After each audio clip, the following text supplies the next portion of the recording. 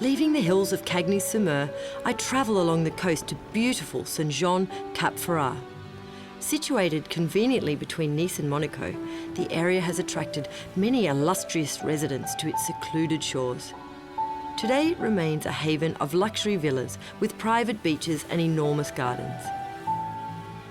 I'm spending the day in one I consider the most magnificent, Villa Ephrussi. This palatial villa belonged to the Baroness Beatrice Ephrussi de Rothschild, daughter of Baron Alphonse James de Rothschild.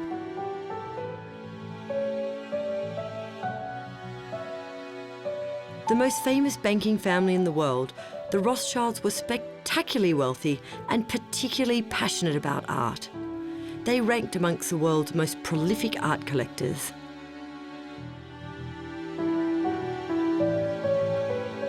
Beatrice was no exception. The villa contains over 7,000 objects of art, including paintings, tapestries, china, and furniture, all selected by her. She once bought the entire ruins of a chapel so she could have just one fresco.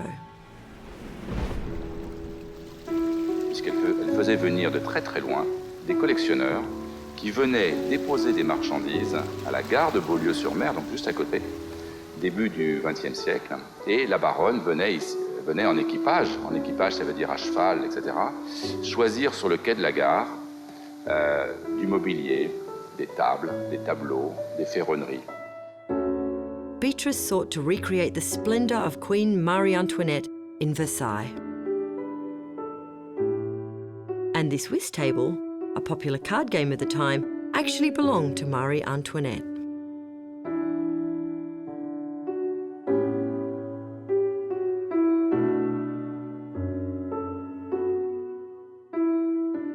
The Baroness grew up in the Rothschilds' famed Chateau Ferrières and was clearly accustomed to aristocratic life. She was a Rothschild from both her mother's and father's side, and she married a wealthy Russian banker, Maurice de Ephrussi, who was also a baron.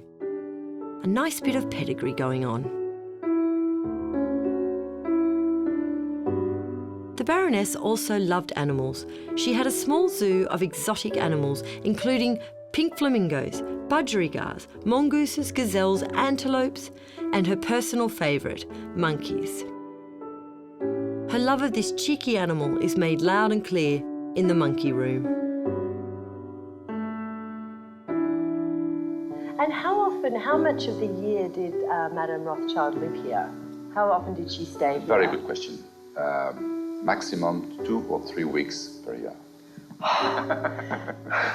That's a disaster. What a shame, I can't believe it. Because she had to share with other apartments or particular places. Yeah. Paris, Monte Carlo. Of course, a difficult life. How to spend your time. And she spent a few time here, only during winter, never during summer. Really? And yet it's so beautiful. Yes, it's too hot. Oh, so she never saw the gardens in its full bloom. C'était pas possible d'imaginer que les femmes à l'époque viennent sur la Côte d'Azur l'été. Yeah. Exactement l'opposé. Wow. Yeah. And when she was here, what did she do? It was entertaining. Entertaining. Yeah, all entertaining.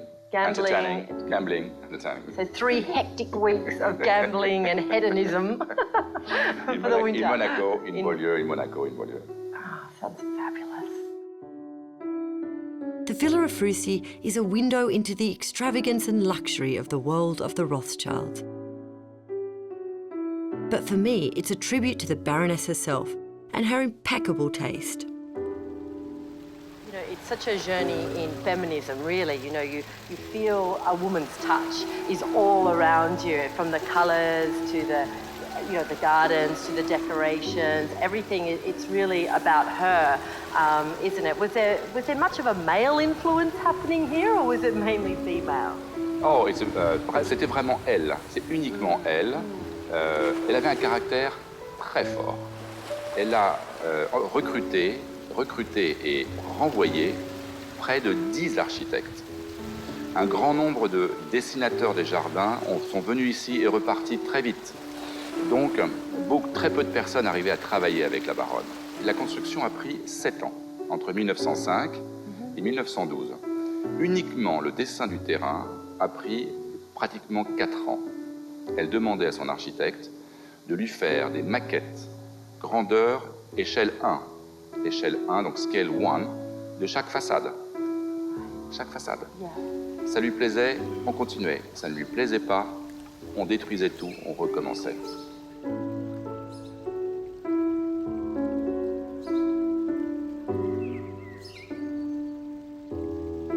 Elle se baladait, donc elle se promenait dans les jardins en robe Marie-Antoinette, toute rose. Elle avait des oiseaux exotiques et elle se baladait avec ces oiseaux et également des petits singes. Elle demandait à ses jardiniers de revêtir la tenue des marins, c'est-à-dire le maillot rayé bleu et blanc. And the pom-pom. Et le pompon, absolument. Pourquoi? Parce que la propriété est construite comme un grand bateau qui avance vers l'océan. You do get the feeling like you're on a Voilà. Et boat. vous regardez le point du bateau qui est là-bas, Yeah. la mer à gauche, la mer à droite.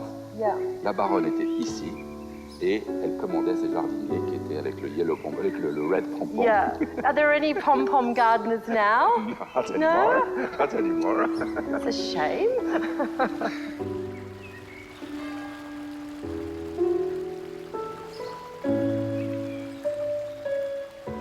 Beatrice's husband, whom she affectionately called Frus, died in 1916. And from that day on, Beatrice never returned to the villa. On her own death, in 1934, she bequeathed the estate and her collections to the Académie des Beaux-Arts. The contents of her residences were ordered to be sent to the Villa of Frusi, where they remain today in all their splendour for us to enjoy.